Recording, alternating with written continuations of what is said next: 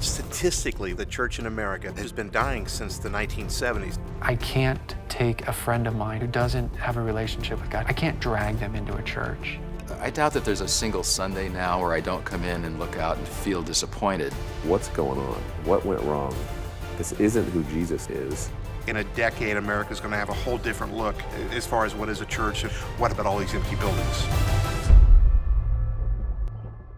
As the director of this film, let me share with you how this film can help you establish a promising future for your church.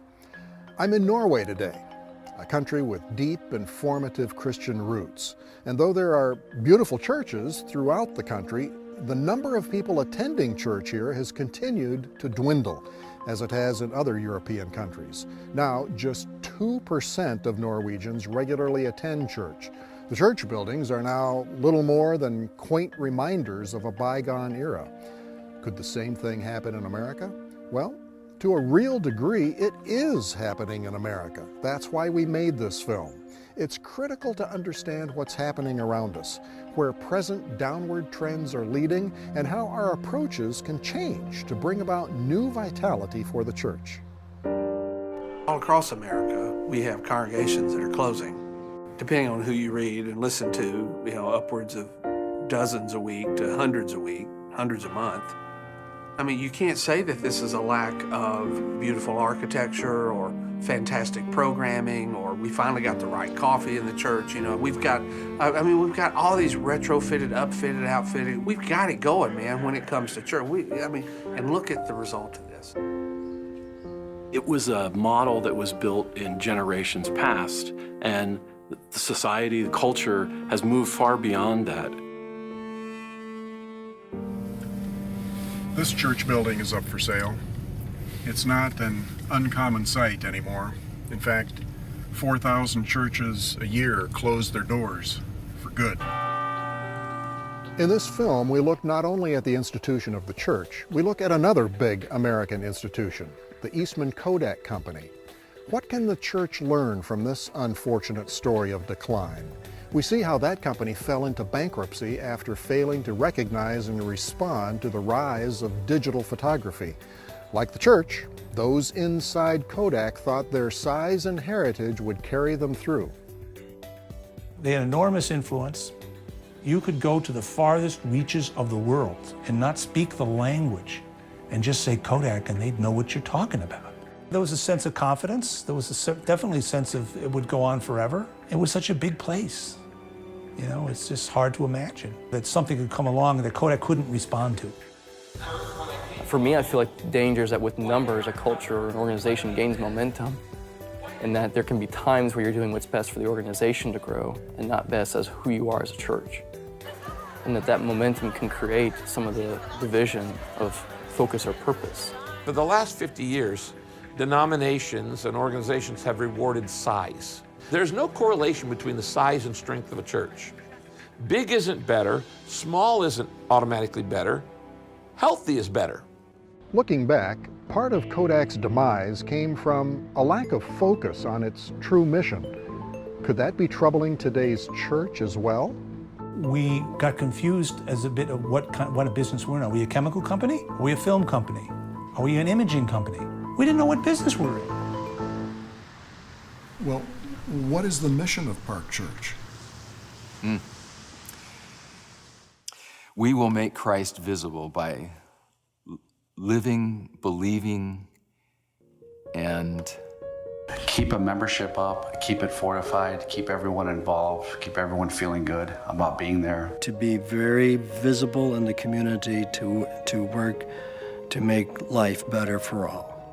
We have had a very strong greening committee. Showing, I'm forgetting the last one, but doing the Word of God.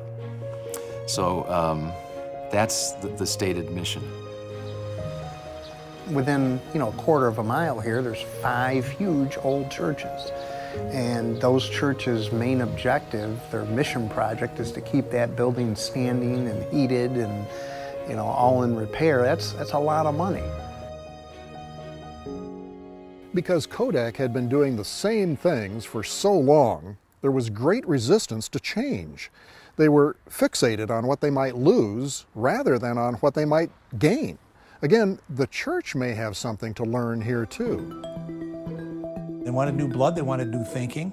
But it always got down to, okay, now we've really got to make a serious commitment to this new idea or this new approach.